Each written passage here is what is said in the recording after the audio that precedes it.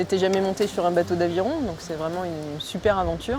Et pourvu qu'elle se poursuive le plus longtemps possible.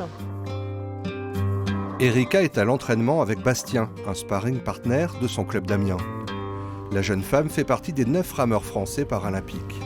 Et pourtant, l'histoire de cœur avec l'aviron est toute neuve pour la sportive qui vient du tennis et du basket fauteuil. C'est une proposition du directeur sportif du comité paralympique et sportif français qui m'a fait cette proposition d'essayer l'aviron puisque une athlète s'est désengagée, c'est-à-dire que la coque est qualifiée pour Tokyo, mais il leur manquait une athlète dans le bateau. Donc il m'a proposé de tenter l'aventure et ça a matché. En avril dernier, premier grand rendez-vous et première ligne au palmarès de la jeune femme. Le 4 barré double mixte gagne la médaille d'argent au championnat d'Europe. Pourtant, comme ses camarades, la vie d'Erika n'a pas toujours été un long fleuve tranquille. J'ai eu un accident il y a une vingtaine d'années, je me suis fait renverser par un bus, ce qui a occasionné 5 opérations au niveau du genou gauche.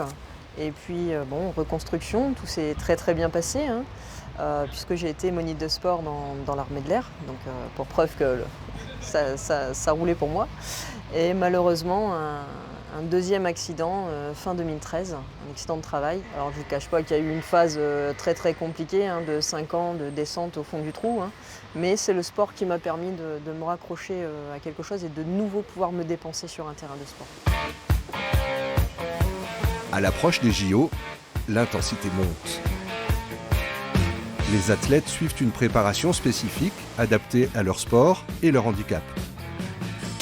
En 3 tours de 15 ateliers, Erika soulève plus de 10 tonnes de fonte en cadence. Pour moi, par rapport à la jambe, donc effectivement, lorsqu'il s'agit de faire des squats ou de la presse, ma position se reporte beaucoup sur la jambe droite, tout en essayant de garder le buste droit pour faire mes flexions, ce qui n'est pas forcément évident. J'aime bien ça, sinon je ne le ferais pas du tout, qu'on soit bien d'accord. Maintenant, quand j'arrive dans le dur sur la fin des répétitions, quand on enchaîne 70 tirages rowing, ça pique, les 10 dernières sont vraiment difficiles à passer. On se dit que c'est quand on est dans le dur où on travaille le mieux, entre guillemets, où il faut être vraiment dans la technique, parce qu'en course, c'est ce qu'il faut donner quand on est à bout de force. Il faut quand même rester lucide et envoyer du lourd. Envoyer du lourd tout en composant avec la douleur du handicap, toujours présente. Oui, à chaque sortie. De toute façon, il n'y a pas, mais on fait abstraction, parce que sinon on rame plus.